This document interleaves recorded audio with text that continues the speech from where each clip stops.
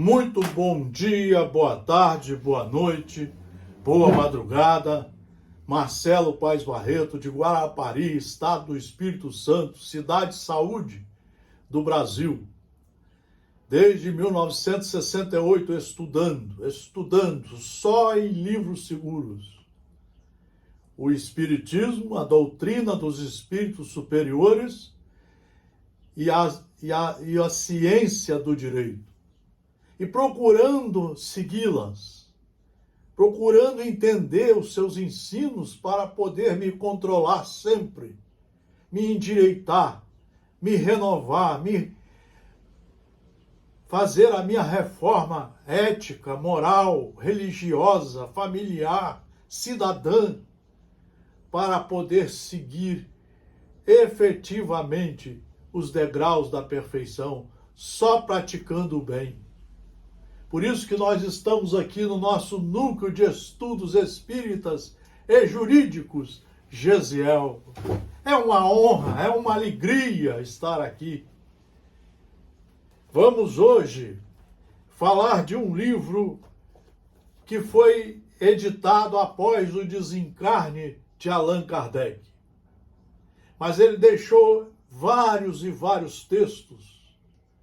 Sempre muito estudioso, estudava mais de 15 horas por dia, trabalhava muito na pedagogia, como professor, como tradutor da língua francesa, mas principalmente como cidadão responsável de um mundo melhor, ou para um mundo melhor. Por isso ele deixou esses textos, que foram então, logo depois do seu desencarne, foram publicados em obras póstumas. E aqui nós vamos pegar um texto em que ele fala sobre a liberdade, a igualdade e a fraternidade. É um triângulo. É um triângulo. Vejam bem. Liberdade, igualdade e fraternidade. Essas três palavras constituem, por si sós, o programa de uma ordem social que realizaria o mais absoluto progresso da humanidade, se os princípios que elas exprimem pudessem receber integral aplicação. Então ele fala realizaria, isso há 160 anos na França, aonde o iluminismo começava a mostrar o caminho correto do cidadão correto. Mas nós vamos ver que Allan Kardec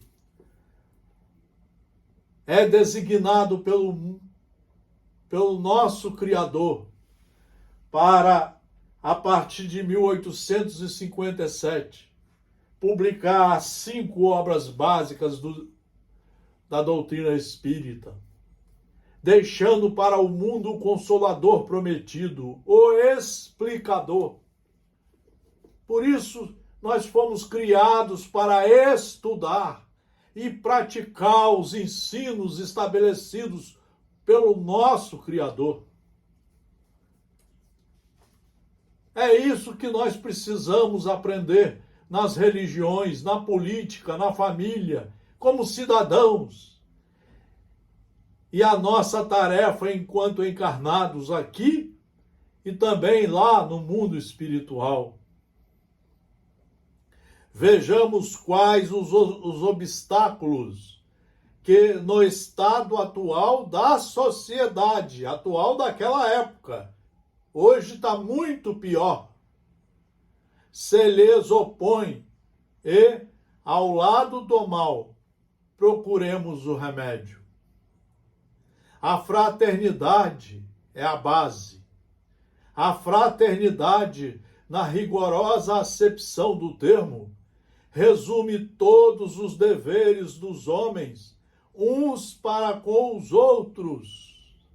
Fraternidade é tratar bem, é só fazer o bem. aonde estiver, na família, na sociedade, na profissão, na atividade pública, na atividade privada, no lazer, só fazer o bem. A fraternidade, na rigorosa acepção do termo, resume todos os deveres dos homens, uns para com os outros. Significa 2 pontos: devotamento, abnegação, tolerância, benevolência e indulgência. Aonde é que você vai aprender o amor e o conjunto dessas palavras e a sua prática? Você vai aprender no Evangelho, segundo o Espiritismo. 28 capítulos, mais de 3.000 itens a serem estudados, compreendidos e corajosamente praticados. Isso requer de 1 a 4 horas de estudos todo dia. Senão você passa a ser um péssimo aluno, um péssimo cristão. Vejam, devotamento, abnegação, tolerância, benevolência e indulgência para com os defeitos alheios. É, por excelência, a caridade evangélica. E a aplicação da máxima, 2 pontos. Proceder para com os outros como quereríamos que os outros procedessem para conosco.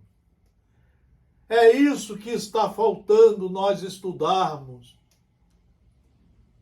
É isso que está faltando nós nos matricularmos na escola do Evangelho, como alunos, como aprendizes, responsáveis, perseverantes, trazendo sempre o conhecimento para dentro de nós e, em primeiro lugar, aqui o empregando. Aqui, preparando e fazendo as devidas reformas. Vejam, o oposto do egoísmo. A fraternidade diz: um por todos e todos por um. O egoísmo diz: cada um por si. Sendo essas 2 qualidades a negação uma da outra. Tão impossível é que um egoísta proceda fraternalmente para com os seus semelhantes, quanto a um avarento ser generoso, quanto a um indivíduo de pequena estatura atingir a de um outro alto. Ora, sendo o egoísmo a chaga dominante da sociedade, enquanto ele reinar soberanamente, enquanto o egoísmo reinar soberanamente, impossível será o reinado da fraternidade verdadeira.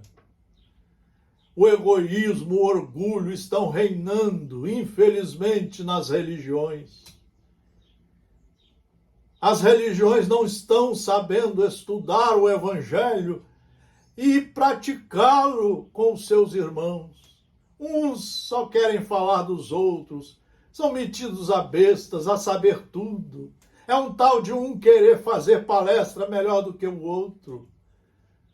Você não pode conversar porque se irritam, se agridem, são cheios de melindres porque não entenderam ainda o Evangelho estudado e praticado, aonde você vai ser o primeiro a praticar a caridade com você e imediatamente no exercício com o seu próximo, aonde você estiver.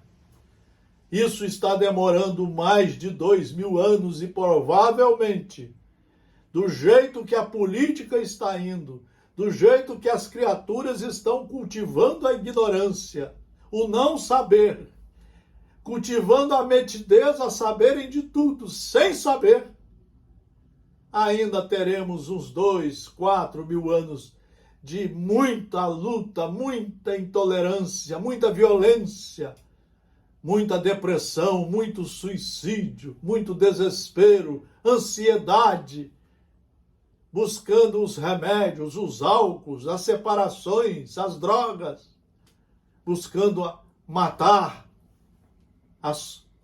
os nossos semelhantes, se afastar deles, enquanto estivermos do lado do egoísmo, isso com seu exército de invenções ignorantes. Considerada do ponto de vista da sua importância para a realização da felicidade social, a fraternidade está na primeira linha. A fraternidade é a base do triângulo. É a base de tudo. E você só vai conhecer a fraternidade se você tiver o evangelho na ponta da língua, no coração, nos seus pensamentos e nas suas ações.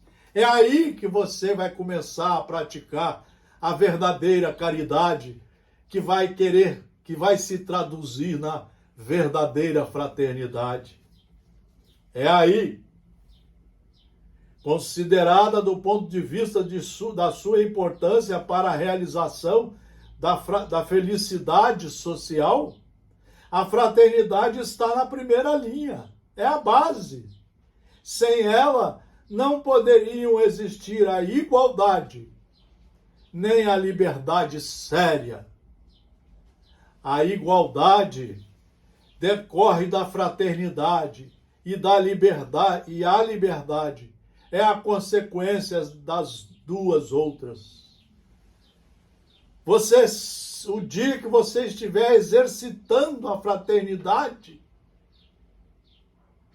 você vai saber tratar todo mundo como irmão. Você vai saber o que é ser igual, simples, humilde, de coração, de ações, de pensamentos. Você vai ouvir, você vai chamar os mais velhos para conversar.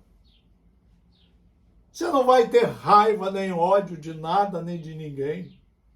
É aí que você estará praticando a mais linda e a mais perfeita das liberdades, sempre dentro dos limites dos ensinos de Deus.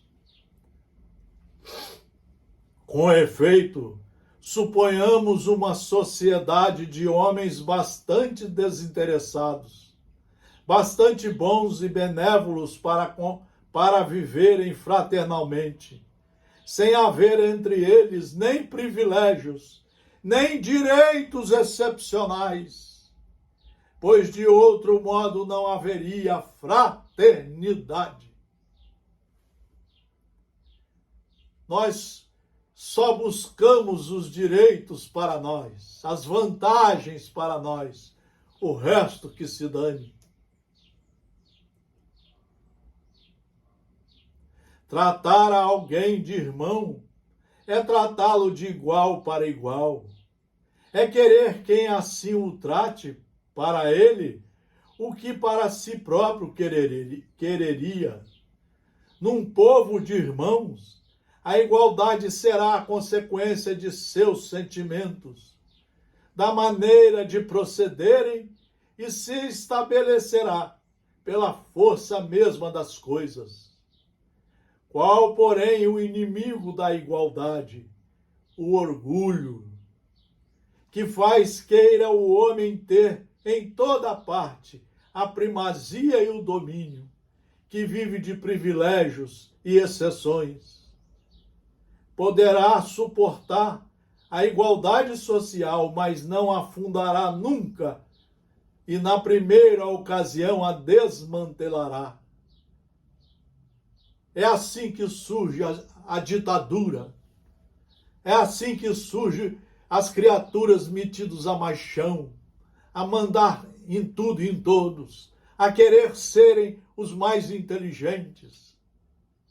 É assim que surge a ditadura, aonde nós vamos querendo só fazer as leis para o nosso grupo.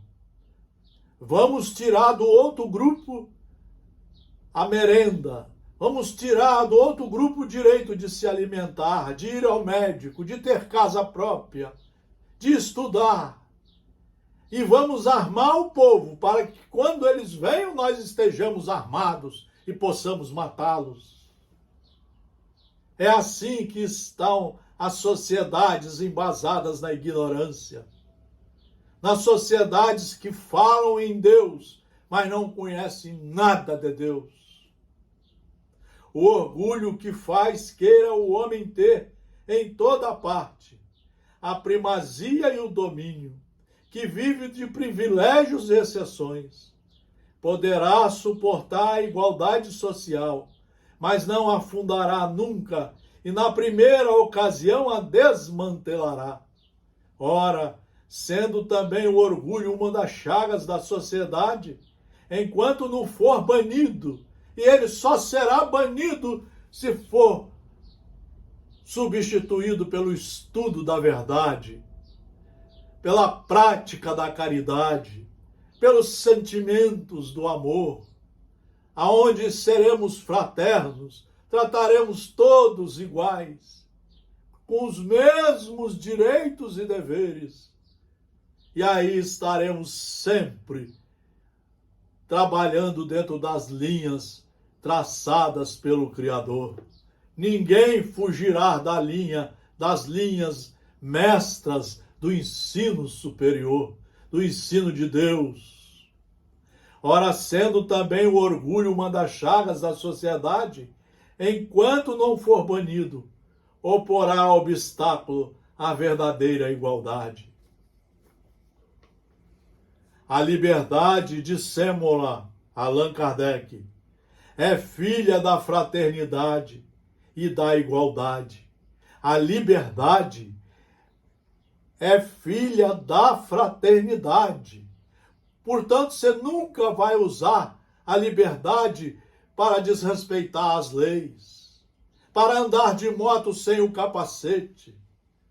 Você nunca vai desrespeitar as leis do trânsito. Você nunca vai desrespeitar os direitos fundamentais da pessoa humana, estabelecidos pela Carta da ONU. E hoje em vigor na nossa Carta Magna, na Constituição da República Federativa do Brasil. Nós vamos respeitar a tudo e a todos. Então a liberdade é filha da fraternidade e da igualdade. Falamos da liberdade legal e não da liberdade natural, que de direito é imprescritível para toda criatura humana, desde o selvagem até o civilizado. Os homens que vivam como irmãos, com direitos iguais, animados do sentimento de benevolência recíproca, praticarão entre si a lei de justiça, a justiça, não procurarão causar danos uns aos outros. E nada, por conseguinte, terão que temer uns dos outros. Praticando assim, vivendo assim, ninguém precisa andar armado, porque todos estaremos vivendo em humanidade, em paz. A liberdade nenhum perigo oferecerá, porque ninguém pensará em abusar dela em prejuízo de seus semelhantes. Vejam aí a religião, a política. A religião não pode ser utilizada para favorecimentos podres numa sociedade de consumo, de materialismo puro. Numa sociedade que não conhece Deus, apesar de falar o nome dele, e nem sabe segui-lo. Vejam, a liberdade nenhum perigo oferecerá, quando houver a fraternidade como base e a igualdade.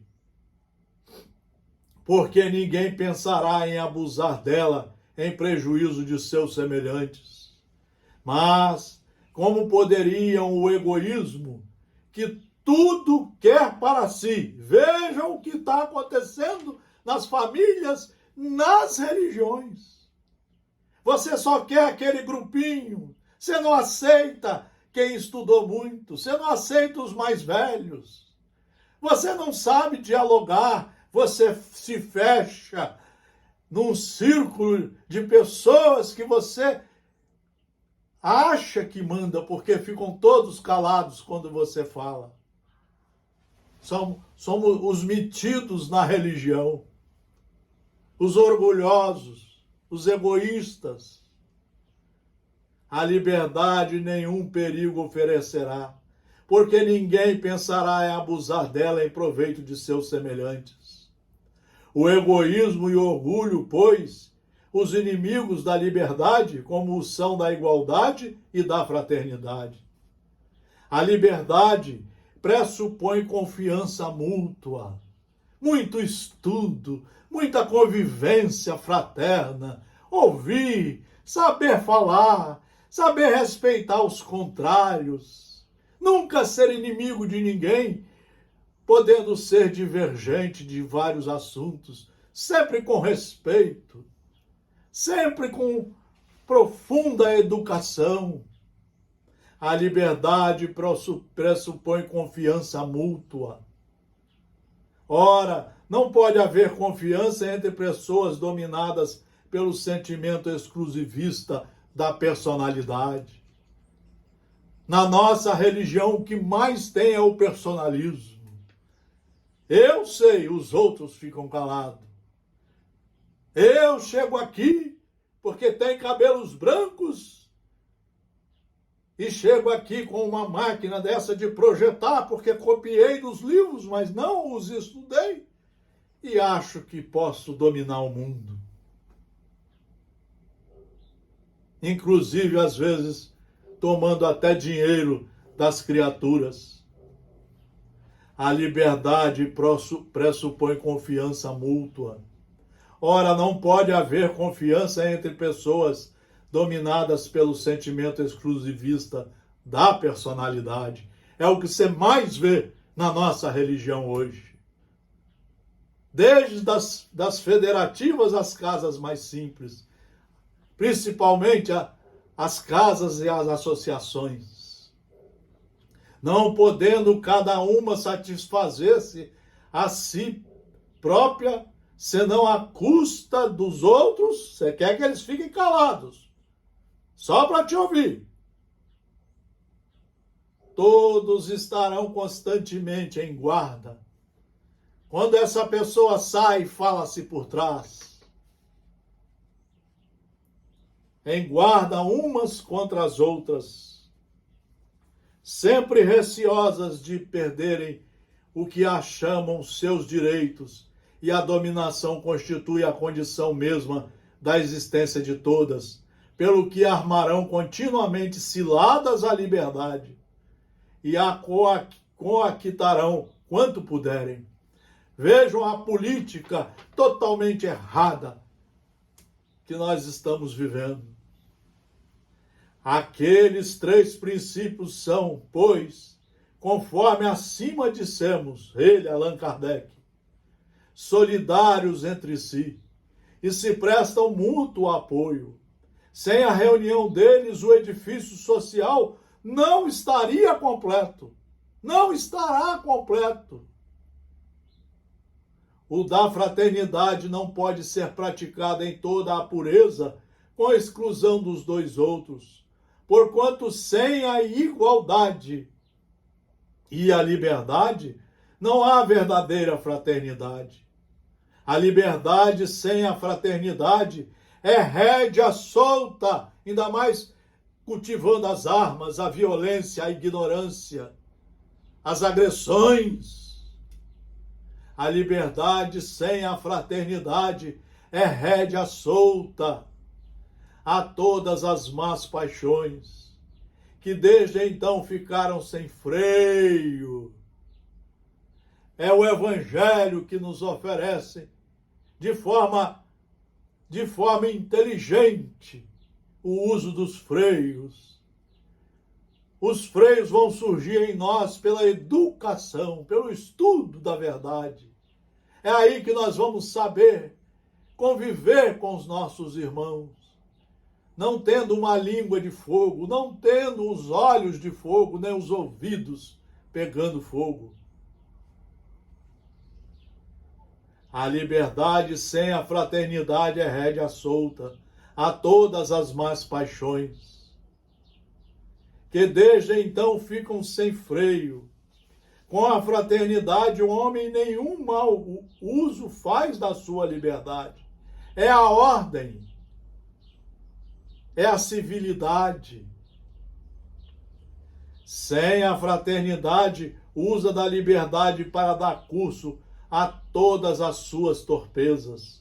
A anarquia, a licença, a ditadura, a ignorância e tudo aquilo ao contrário, falar mal dos outros, agredir, achar que os outros não sabem nada, que eles são burros, nós somos os inteligentes.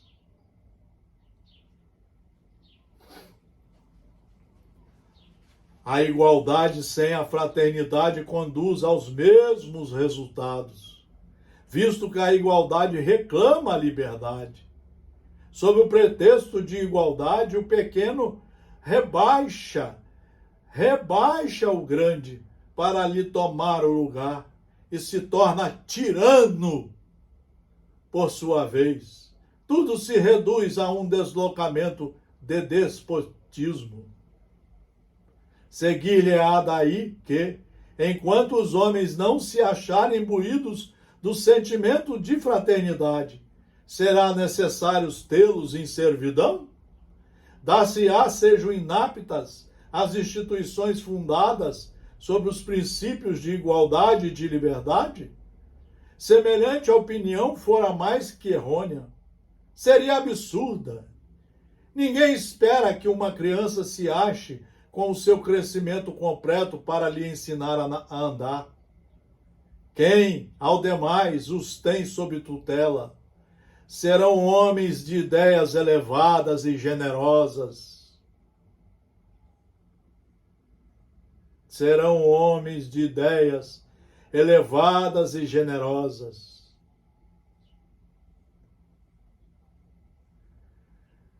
Guiados pelo amor do progresso. Guiados pelo amor do progresso.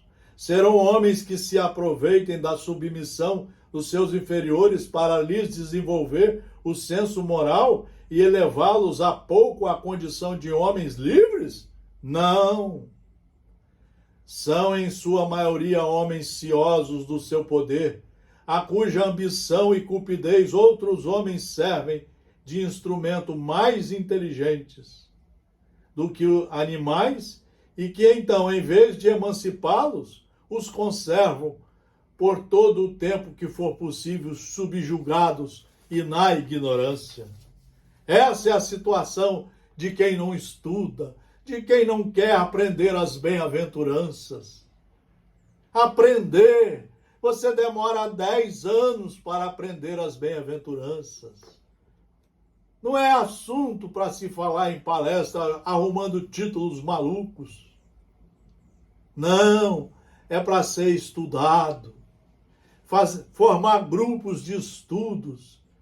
A reunião doutrinária, a missa, a reunião dos evangélicos deveria ser uma reunião de estudos em livros seguros, onde todos podem conversar como alunos para fazer o fecho de acordo com o ensinamento dos livros seguros.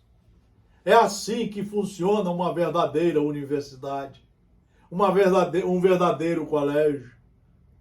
É assim que funcionava o colégio apostólico de Jesus Cristo.